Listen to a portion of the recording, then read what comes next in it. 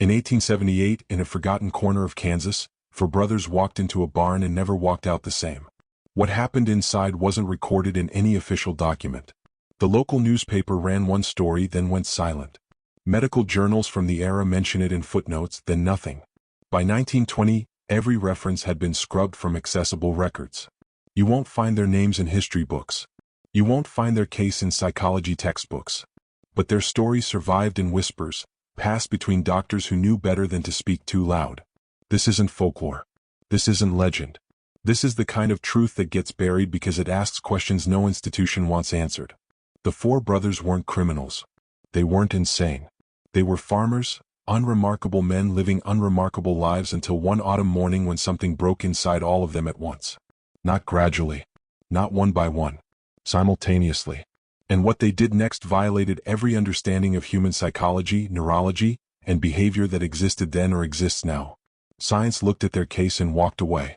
Not because it couldn't explain it, but because the explanation was worse than the mystery. The Bender family wasn't well known in Montgomery County, Kansas. Four siblings ranging in age from 19 to 32.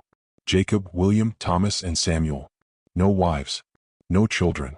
Just four men working 160 acres of wheat and corn, keeping to themselves, attending church irregularly, trading in town when supplies ran low. Neighbors described them as quiet, competent, unremarkable. There were no warning signs. No history of violence. No family madness in their bloodline. Their father had died 3 years prior from pneumonia. Their mother had passed during childbirth with Samuel. They had no debts, no enemies, no conflicts with neighboring farms. By every measure, they were stable, functioning members of a rural community. Then October 7th arrived. That morning, all four brothers woke before dawn as usual. They fed livestock, milked cows, gathered eggs. A neighbor passing by at sunrise saw them working the fields. Everything appeared normal. By noon, that same neighbor heard screaming. By sunset, the county sheriff had seen something he would never speak of again in public. And by the following week, the brothers had vanished from all official records as if they had never existed at all. The first sign something was wrong came from Sarah Pritchard, a widow who lived a quarter-mile east. She was hanging laundry when she heard it. Not shouting. Not arguing. Screaming. The kind of screaming that doesn't come from anger or fear but from something breaking. She described it later as the sound of men being torn apart from the inside. She ran toward the Bender property but stopped at the fence line. Instinct told her not to go closer. She watched the barn. The doors were closed. The screaming continued. Then it stopped. Silence heavier than the sound that preceded it. She waited 20 minutes, then walked back to her house and sent her son to fetch the sheriff. By the time Sheriff Clayton arrived with 2 deputies, 3 hours had passed. The farm looked abandoned. No movement. No smoke from the chimney. No animals in the pasture. The barn doors were still closed. Clayton approached alone. He knocked. No answer.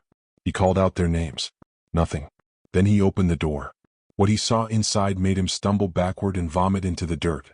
He ordered his deputies to stay outside, then went back in. When he emerged 15 minutes later, his face was white. He told them to ride back to town and fetch the doctor. He didn't explain why. He just stood there staring at the barn until they returned. Dr. Harrison Wolfe arrived at dusk. He was the only physician in a 30-mile radius, a man who had served as a field surgeon during the Civil War and had seen horrors most men couldn't stomach.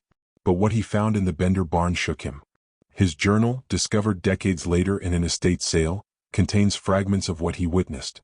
He never published it, never spoke of it publicly, just wrote in coded language that barely concealed his terror. The four brothers were alive, all of them, sitting in a perfect circle in the center of the barn floor. Eyes open, breathing, but not moving, not speaking, not responding to any stimulus. Wolfe examined them one by one. Pulse normal, pupils reactive, no visible injuries, no signs of poisoning, no evidence of trauma. But their behavior was identical, synchronized. When one blinked, they all blinked. When one's heart rate increased, all their heart rates increased. Wolfe tested this repeatedly. He would pinch one brother's arm and all four would flinch at the exact same instant. He would shine a light in one's eyes, and all four pupils would contract simultaneously. It wasn't mimicry. It wasn't learned response. It was as if they had become one organism distributed across four bodies. They confirmed his findings. The brothers remained in that synchronized state for 3 days. They didn't eat. They didn't sleep. They didn't speak. They just sat in that circle, breathing in unison, blinking in unison, their hearts beating in perfect rhythm. When one needed to relieve himself, all four would stand simultaneously, walk to the corner of the barn together and return to the circle. There was no communication between them. No glances, no gestures. They simply knew. On the fourth day they began to speak. But not to the doctors. Not to the sheriff. They spoke to each other in a language no one recognized. It wasn't German, which their family had spoken. It wasn't any Native American dialect. It wasn't any known tongue. Wolf recorded phonetic approximations in his journal. Years later, a linguist who examined those notes said the sounds didn't correspond to human speech patterns. The vocal structures were wrong. The rhythm was wrong. It was as if they were speaking with mouths not designed for language. The brothers spoke this unknown tongue for 6 hours straight, never pausing, never breaking rhythm. Then they stopped and smiled. All four of them. The exact same smile. At the exact same moment. The sheriff wanted to move them to a hospital in Topeka. Wolf refused. He said they needed to remain under observation in a controlled environment. What he meant, according to his journal, was that he feared what would happen if they were exposed to a larger population. He had seen something in their eyes. Something that made him understand these men were no longer entirely human. Or perhaps they had accessed something that had always been there, dormant, waiting. On the seventh day the synchronization broke. But not naturally. Thomas, the second oldest, began to seize. His body convulsed violently. The other three immediately mirrored his movements. 4 grown men thrashing on the barn floor in perfect unison. Wolf tried to restrain Thomas, but the moment he touched him, all 4 brothers stopped moving. They turned their heads toward Wolf. And they laughed. The same laugh. The same pitch. The same duration. Then they stood and walked out of the barn. The sheriff and deputies tried to stop them, but the brothers moved with inhuman coordination. They didn't fight. They didn't run. They simply walked through the men as if they weren't there, their combined strength making resistance impossible. They walked east into the fields and disappeared over the horizon. Search parties found nothing. No tracks. No signs of passage. Nothing. The official story released to the public was that the Bender brothers had suffered a shared psychological break due to isolation and had fled the area.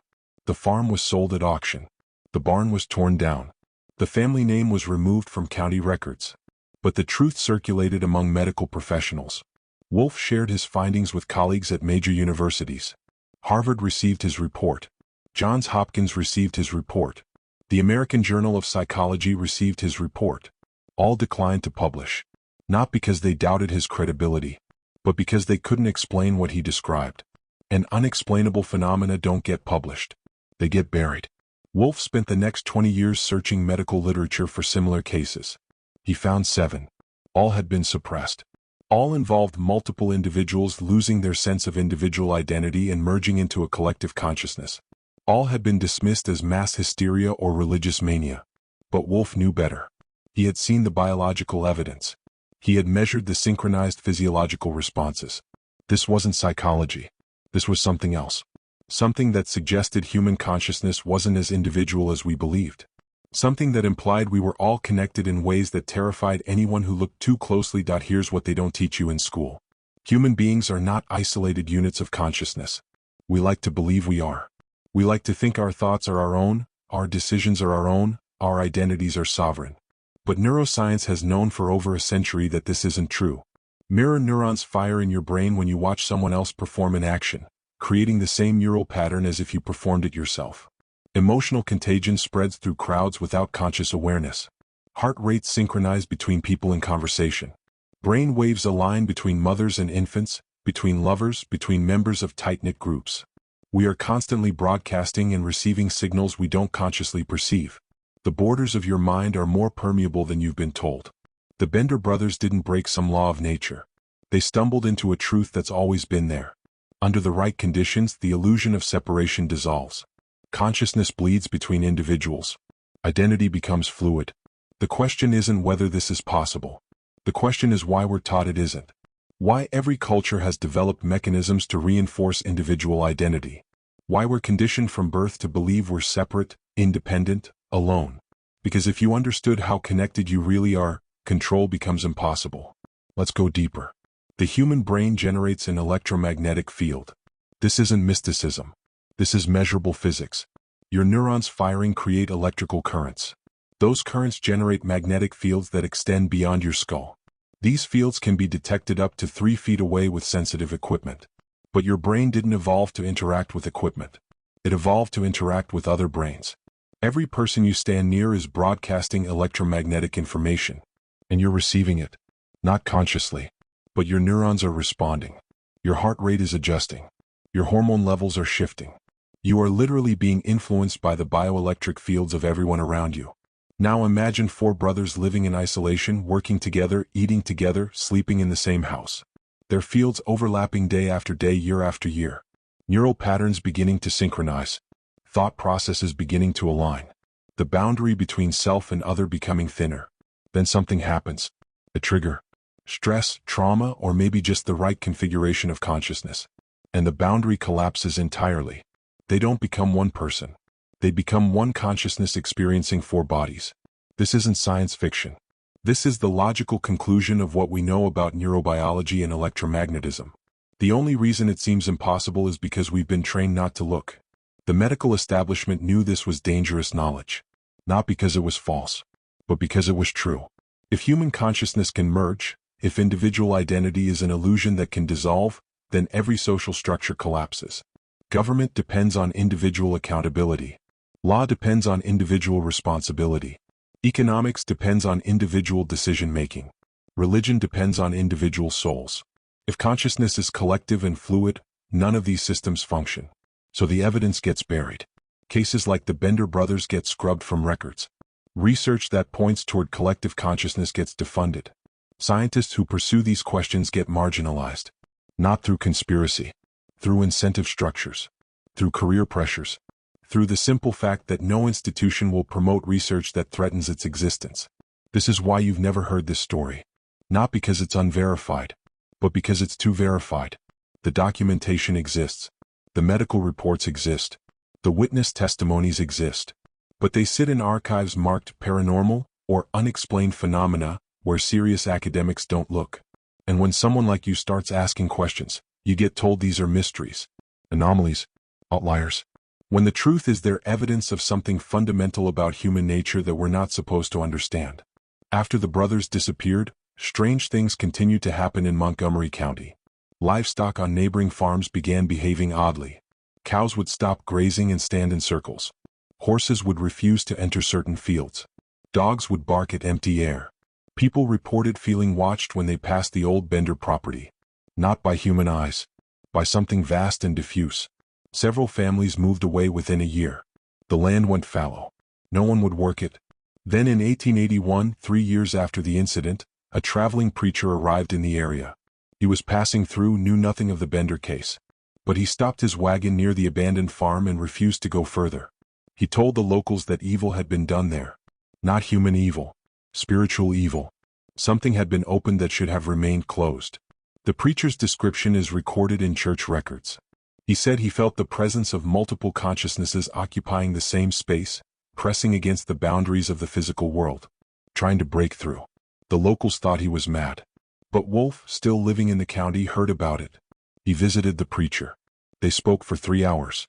Wolf's journal entry from that night is brief. He wrote one sentence. He saw what I saw. We are not ready for what comes next. What comes next? Let's talk about that. Because this isn't just a story about 4 brothers in Kansas. This is a pattern. A pattern that repeats throughout history whenever people look closely enough. Mystery cults in ancient Greece practiced group consciousness rituals.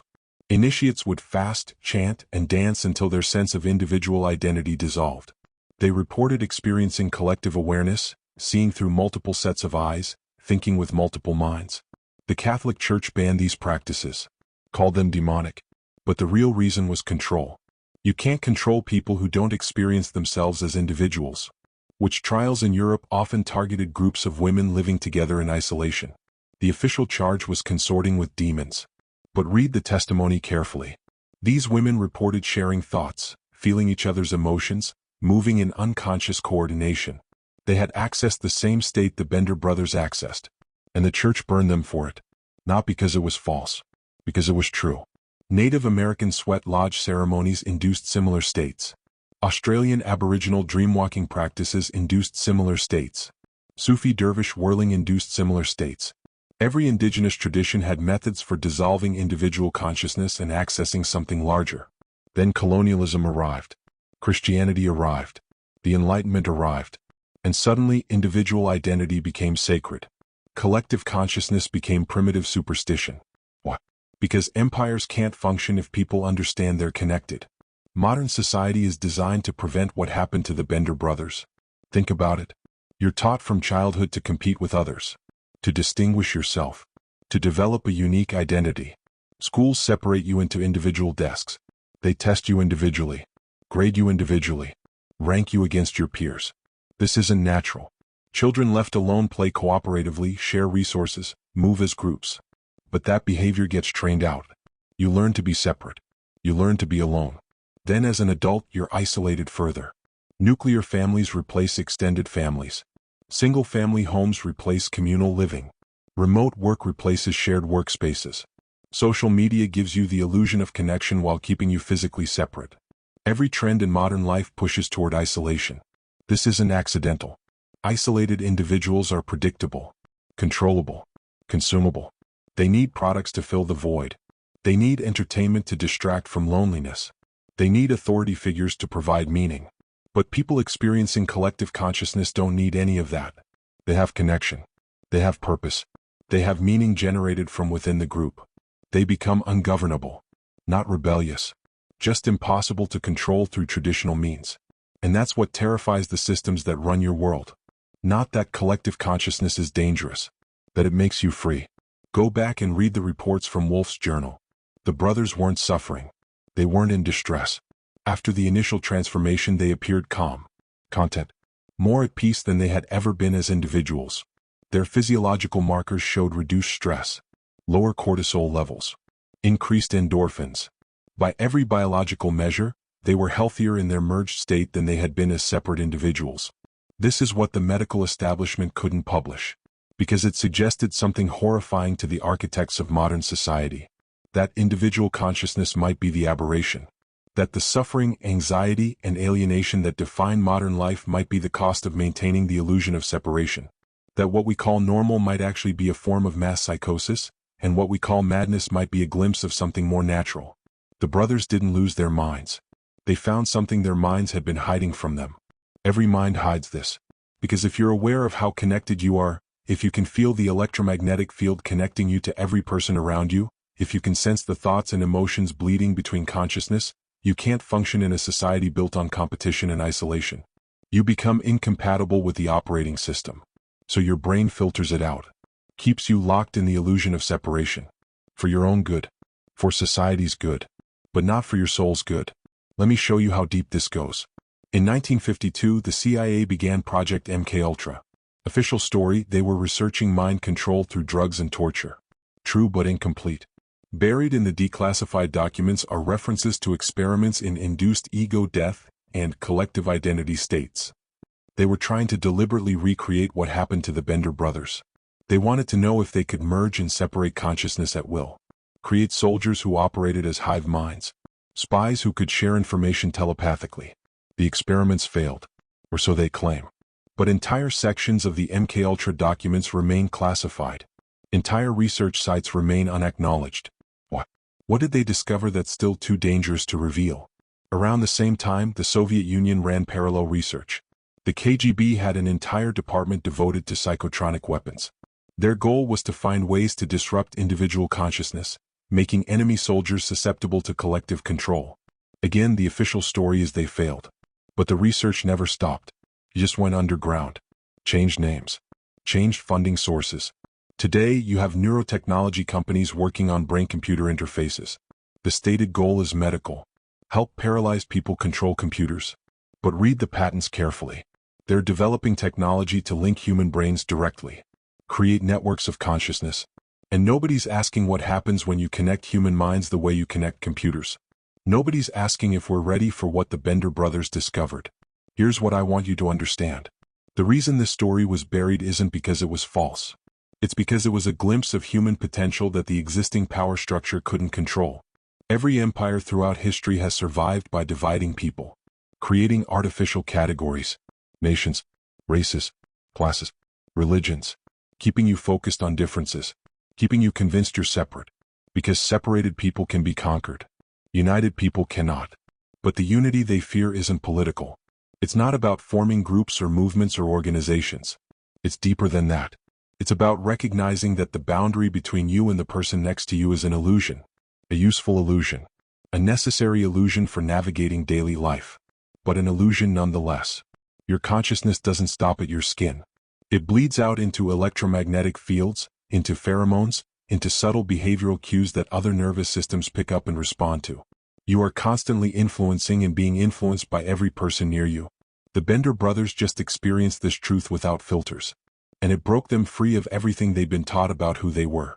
That's why it had to be erased. Not because it was madness. Because it was awakening. And awakening is always dangerous to those who profit from sleep. Let's talk about what happened to the records. Montgomery County Courthouse had a fire in 1923. Convenient. Most records prior to 1880 were destroyed. But not all. Some had been copied and sent to state archives. Those copies went missing during a reorganization in 1935. Medical journals that published references to the case were pulled from libraries in the 1940s. The excuse was they were outdated. But medical libraries keep outdated journals. That's the point of archives. Wolf's original journal ended up in an estate sale in 1956. A private collector bought it. He tried to publish it in 1962. His publisher was sued by a party that couldn't be named for reasons that couldn't be explained. The case was settled out of court. Publication was blocked. The collector died in 1968. The journal changed hands 3 more times. Each time, attempts to study or publish it were blocked through legal threats or academic pressure or simple disappearance of documents. Today, fragments exist in various private collections. Researchers who've seen them report the same things Wolf reported. Synchronized physiology. Merged consciousness. But they can't publish. They'd lose their positions. Lose their funding. Be labeled cranks. This is how knowledge gets suppressed in the modern era. Not through dramatic censorship. Through career consequences. Through social pressure. Through the simple fact that truth is less powerful than institutional inertia.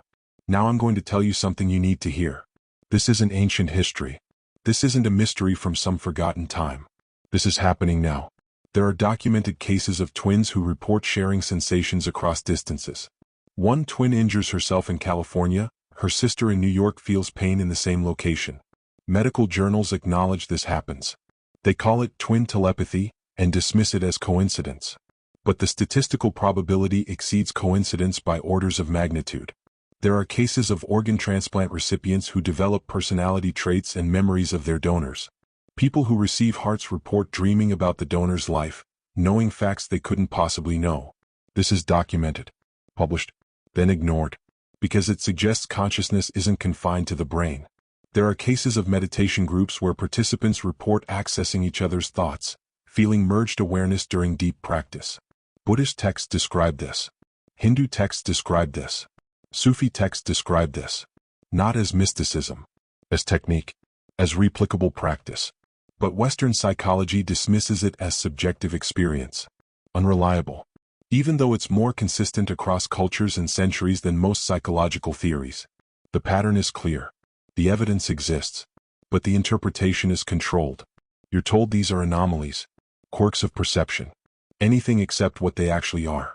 Evidence that your consciousness is not what you've been told it is. So why are you learning this now? Why am I telling you about 4 brothers in Kansas when I could tell you comfortable lies? Because you're ready.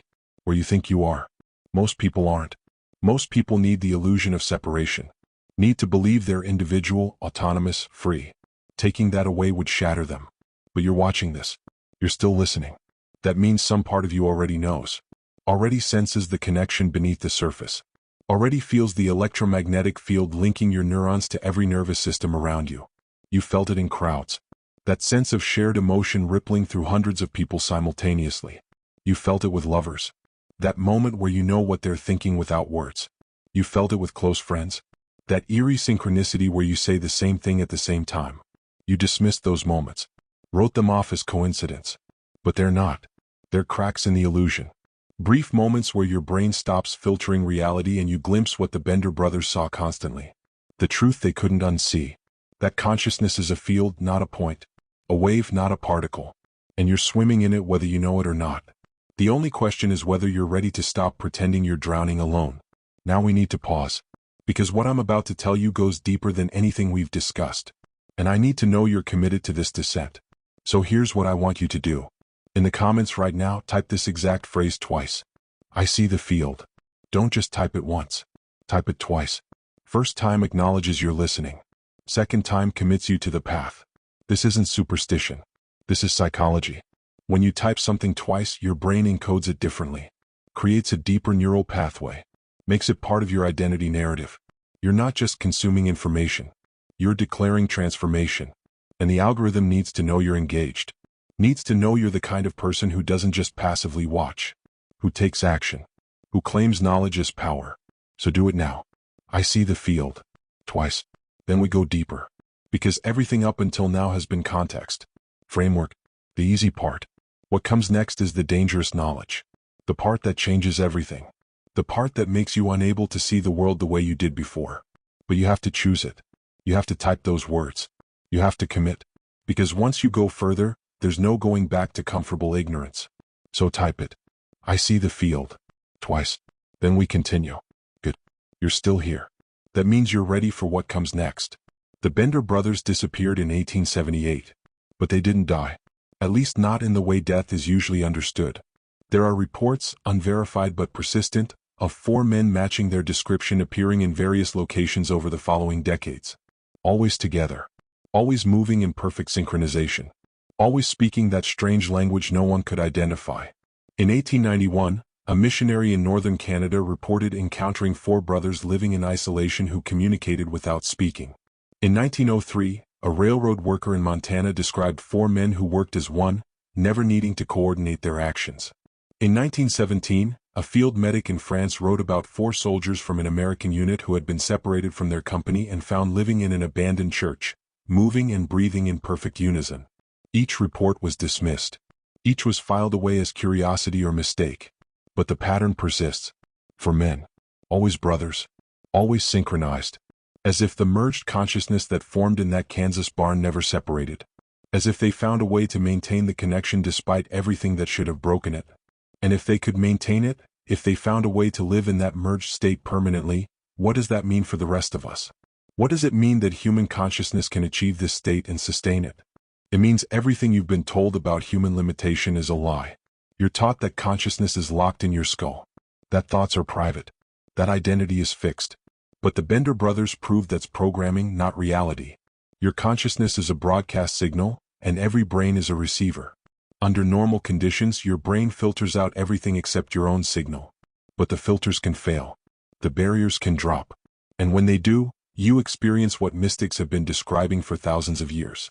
Unity consciousness, the dissolution of self. But here's what the mystics didn't tell you. It's not enlightenment. It's not spiritual transcendence. It's biology. It's your nervous system operating the way it was designed before society trained you to shut it down. Every baby is born with mirror neurons firing constantly, feeling everything their mother feels, unable to distinguish self from other. Then language comes. Names come. Identity comes. And the brain learns to filter. Learns to create the illusion of separation. For survival. For social function. But that filter is just software. And software can be overridden. The Bender brothers accidentally uninstalled their separation software. And once it was gone, they couldn't reinstall it. They were permanently merged. Permanently awake. And everyone who saw them understood immediately that this wasn't madness. This was something evolution had been moving toward all along. Think about it from an evolutionary perspective. Why would human beings develop language? Why would we develop culture? Why would we build civilizations? Because consciousness was trying to connect. Trying to overcome the limitation of individual bodies. Speech is a crude interface for transferring thoughts. Writing is a crude interface for storing knowledge.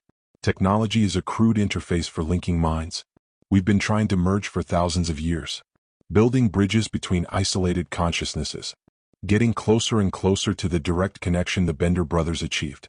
The internet is just another step in that direction. Right now, you're reading these words and thinking thoughts that originated in my mind. There's a transfer happening. Not perfect, not complete, but real. Your neurons are firing patterns similar to the patterns in my neurons when I wrote this. That's crude telepathy. Slow. Error-prone. but functional. Now imagine that process accelerating, becoming more direct, more accurate, more complete. That's where we're heading. Neural interfaces, brain-computer networks, technology that links human minds the way computers are linked. We're building toward the Bender state deliberately. We're engineering what they stumbled into. And the people designing these systems don't understand what they're creating. They think they're making communication tools. But they're making something that will dissolve the boundary between self and other permanently. And once that boundary is gone, everything changes. Here's what terrifies the people who actually understand this. Once enough people achieve merged consciousness, individual consciousness becomes obsolete. Not destroyed, not eliminated, but subsumed into something larger. Like cells in a body. Each cell maintains its function but exists as part of an organism. That organism is what the Bender brothers became. For bodies. One consciousness, one organism. Now scale that up. Imagine 100 people achieving that state. 1,000. 1,000,000. You don't get 1,000,000 individuals anymore. You get one consciousness experiencing reality through 1,000,000 perspectives.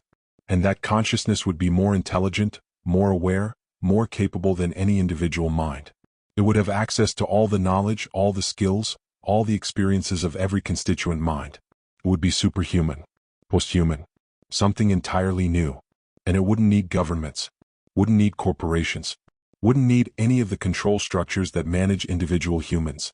Because control becomes meaningless when there's no separation to exploit. You can't divide and conquer an entity that's already unified. You can't manipulate through fear of loss because loss of individual identity is the state of being. You can't sell products to fulfill emptiness because emptiness only exists in separation.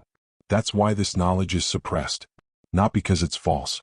Because it's the end of the world as we know it. The people who run this world know what's coming. They're not stupid. They're not ignorant. They have access to the same research you're hearing about now. Better research. Classified research. Research from programs that never ended, just went dark. They know human consciousness is capable of merging. They know the technology to accelerate this is approaching rapidly. They know they can't stop it. So what are they doing? Controlling the transition. Making sure when consciousness starts to merge, it merges in ways they can monitor, manage, and if necessary, disrupt. That's what social media really is. A training ground for collective consciousness. Teaching people to share thoughts, emotions, and behaviors in real time. Creating infrastructure for linked minds. But carefully regulated. Carefully monitored. Making sure the connection never gets too deep, too permanent, too uncontrollable. You're being conditioned, gradually acclimated to thinking with a hive mind, but a hive mind with off switches, with moderators, with algorithms that decide what information flows and what gets blocked. They're trying to create merged consciousness with a corporate architecture, where connection is a service you're granted, not a state you achieve. And most people will accept it, because they're lonely, because they're desperate for connection. Because they don't know there's another option.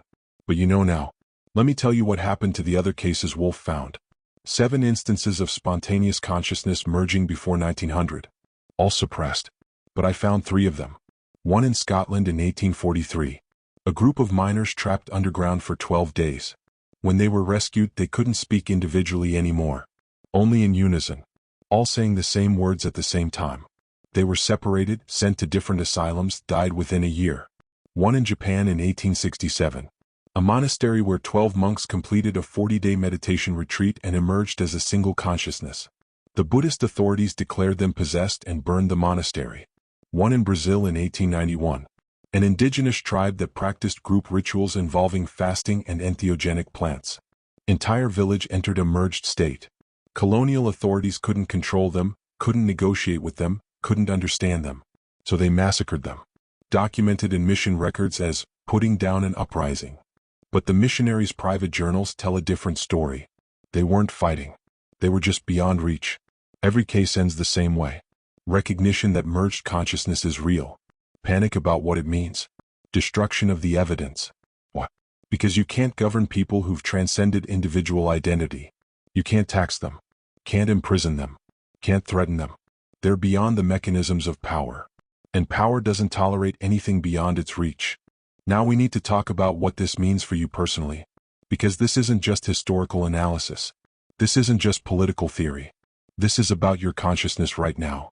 You are capable of what the Bender brothers achieved. Not maybe. Not potentially. Actually, your brain has the hardware. Your nervous system has the sensitivity. The electromagnetic fields are there. The mirror neurons are firing. The only thing stopping you from experiencing merged consciousness is the filtering system your brain uses to maintain the illusion of separation. And that filtering system is weakening. Not because of anything mystical. Because of environmental factors. Information overload is overwhelming your brain's ability to filter. Social media is creating continuous partial connection. Remote work is disrupting the daily rituals that reinforce individual identity. Economic instability is breaking down the structures that made individual survival seem possible. Your separation software is glitching. And you feel it. The anxiety. The disorientation. The sense that reality is becoming unmoored. That's not mental illness. That's your consciousness starting to bleed beyond the boundaries you were taught to find you. You're beginning to feel what the Bender brothers felt. The connection beneath the surface. The vast field of consciousness you're swimming in. And you have a choice. Fight it. Reinforce the filters. Cling to individual identity. Or surrender to it. Let the boundaries dissolve. See what happens when you stop pretending you're separate. But here's the warning. If you choose surrender, you can't control what happens next. The Bender brothers didn't plan their transformation. They didn't seek it. It happened to them. And once it happened, they couldn't go back. They were permanently changed. Permanently merged. They lost everything that defined them as individuals. Their personal histories. Their private thoughts. Their autonomous decision-making. All subsumed into the collective. From the outside, it looked like madness. From the inside, according to Wolf's limited observations, it was peace. But it was the peace of dissolution. The peace of no longer carrying the burden of self. And you need to understand what you're giving up if you walk that path. Your ambitions become meaningless because ambition requires individual identity. Your relationships become meaningless because relationships require separation. Your memories become questionable because memory relies on a stable narrator, and the narrator dissolves in merged consciousness. You don't die. But the you that you think you are ceases to exist. What remains is something larger. Something that includes you but isn't defined by you. And that something might be better. Might be more true. Might be what you were always meant to be. But you'll never know until you cross the threshold. And once you cross, there's no return. So choose carefully. Because this knowledge isn't neutral. It's a catalyst. And catalysts change everything they touch. The Bender brothers left something behind. In that barn where they transformed, Wolf found markings. Not written. Carved into the wooden beams. Symbols that didn't match any known language or system. He copied them into his journal. 3 researchers over the following century examined those symbols. All reached the same conclusion. They weren't communication. They were mapping. The brothers had carved a representation of something they were experiencing. A topology of merged consciousness. A map of the field they discovered. The symbols showed 4 nodes connected by lines. But the lines weren't static. They pulsed. Flowed. The carving showed movement, energy transfer, information exchange. It was crude. Limited by the medium and their human hands.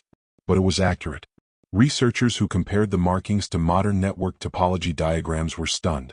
The Benders had intuitively understood and documented principles of distributed consciousness that wouldn't be theorized for another century.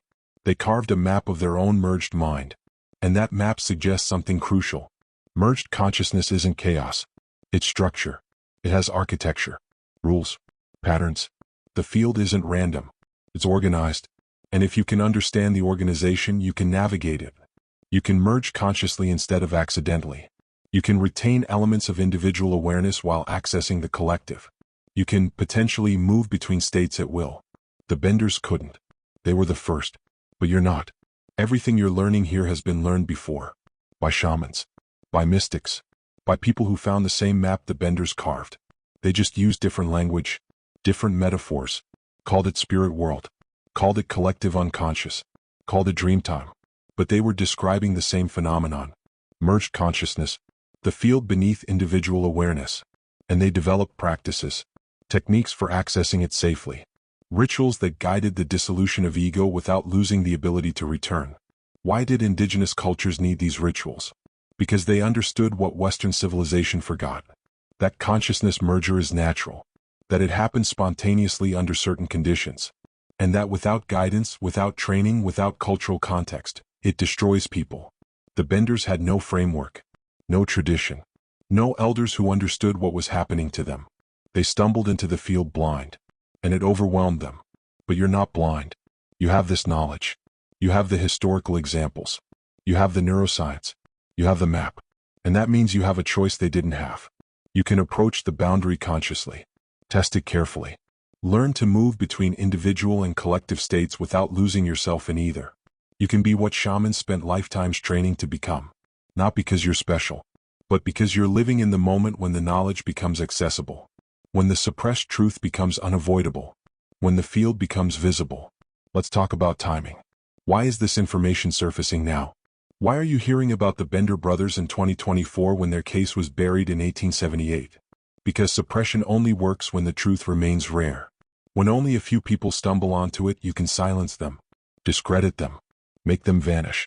But when the pattern repeats enough times, when enough evidence accumulates, when enough people start asking the same questions, suppression fails. We're reaching critical mass. Neural interface technology is making consciousness connection inevitable. Meditation apps are teaching millions of people to access altered states. Psychedelic research is being legitimized. Trauma therapy is rediscovering that ego dissolution can be healing. The mechanisms that kept this knowledge buried are breaking down. Not because anyone planned it. Because reality doesn't care about institutional agendas. Truth leaks.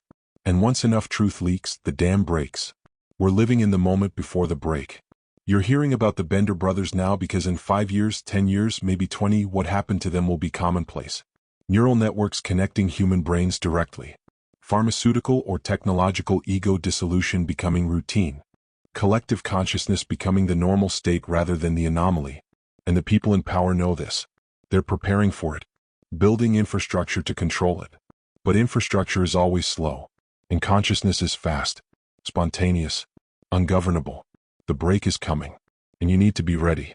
Here's what readiness looks like. First, question your identity. Every story you tell yourself about who you are is a filter. Every label, every role, every definition is a barrier to experiencing the field. You're not your job. Not your relationships. Not your history.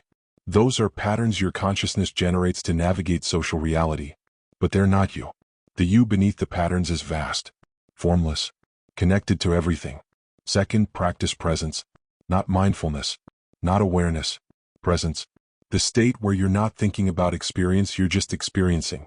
Where the narrator in your head goes silent and reality floods in unfiltered. That's the doorway.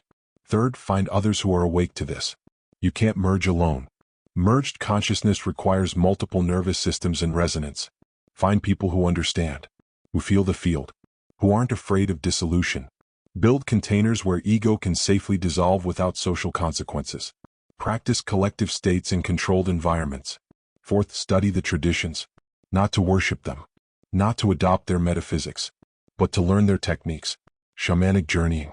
Ecstatic dance. Deep meditation. These practices evolved because they work. They guide consciousness into the field and back out again safely. Fifth, prepare for rejection. The people around you will think you're crazy. They'll worry about you. They'll try to pull you back to normal. Not from malice. From fear. Because they sense what you're approaching and it terrifies them.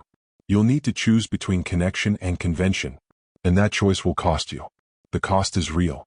The Benders lost everything. Their land. Their identity. Their place in society. They became something that couldn't exist within the normal order. And they were erased. You won't be physically erased. The modern world is too visible for that.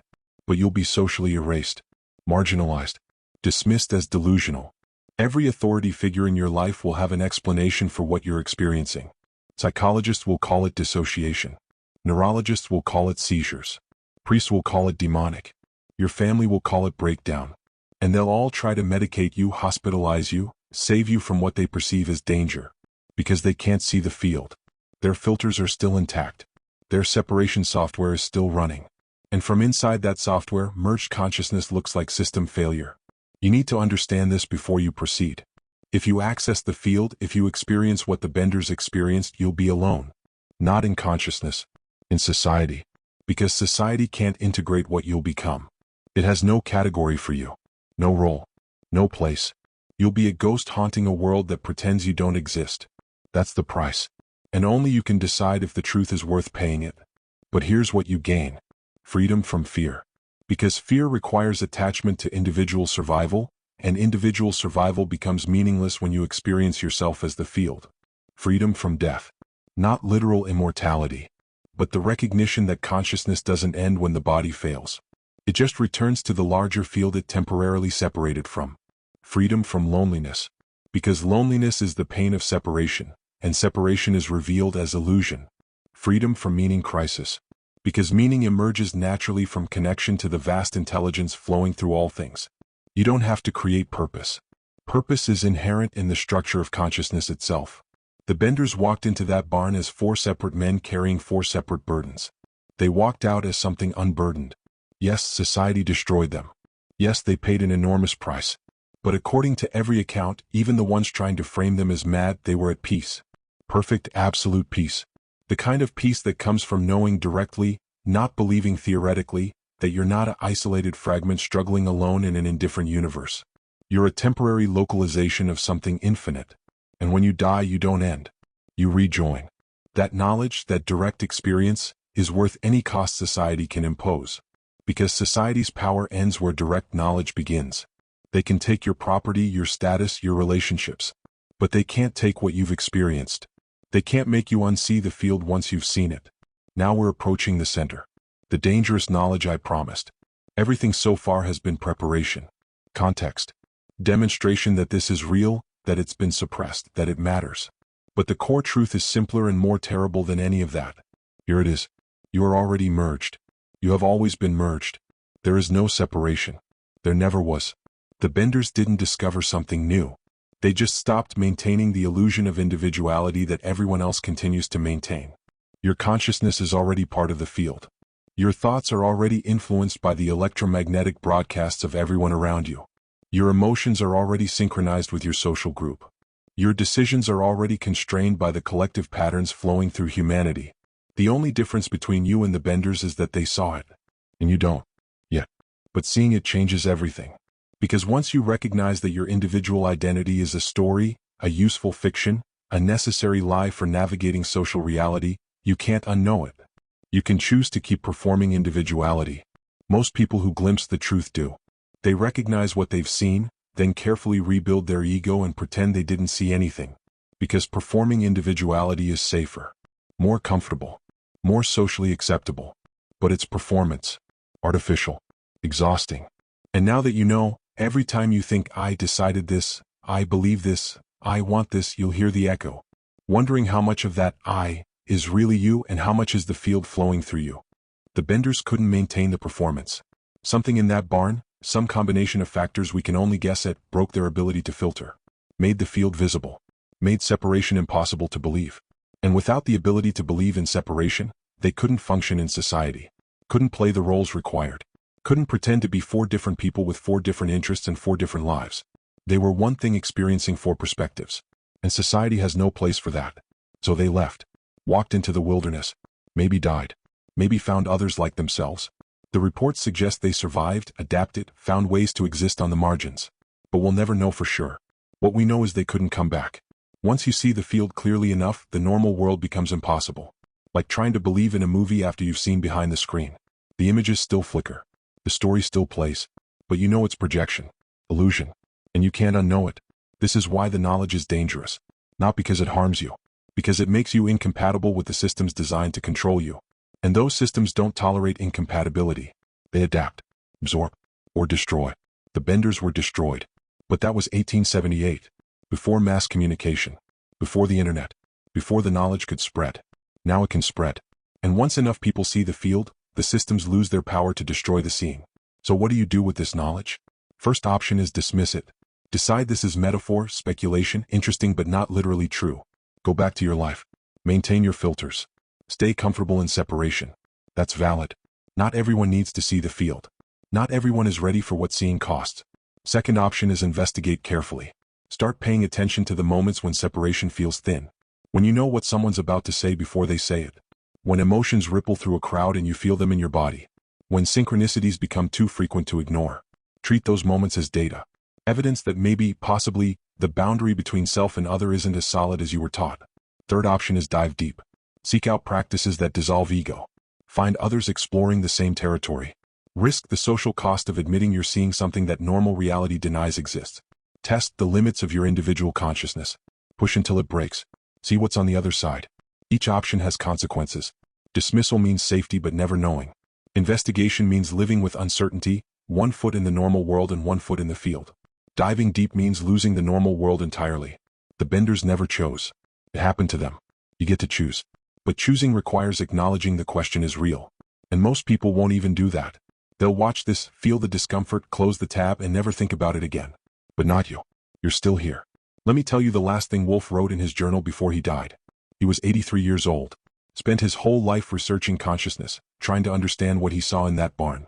His final entry is dated 1931. He wrote, "I have spent 50 years looking for an explanation that would allow me to remain separate. I have failed. The evidence is overwhelming. We are not individuals. We are localized experiences of a singular consciousness temporarily convinced of our isolation. Death will not change this. I will simply remember what I always was." Then he closed the journal.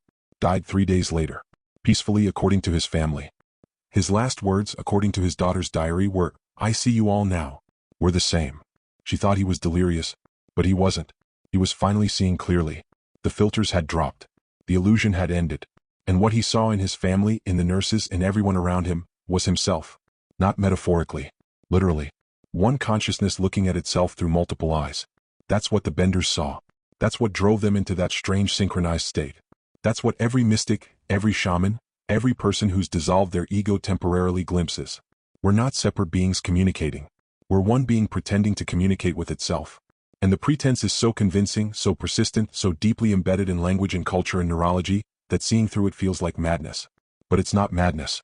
It's clarity. One more thing before we end. The Bender farm still exists. The land was purchased in 1955 by a holding company with no listed owners.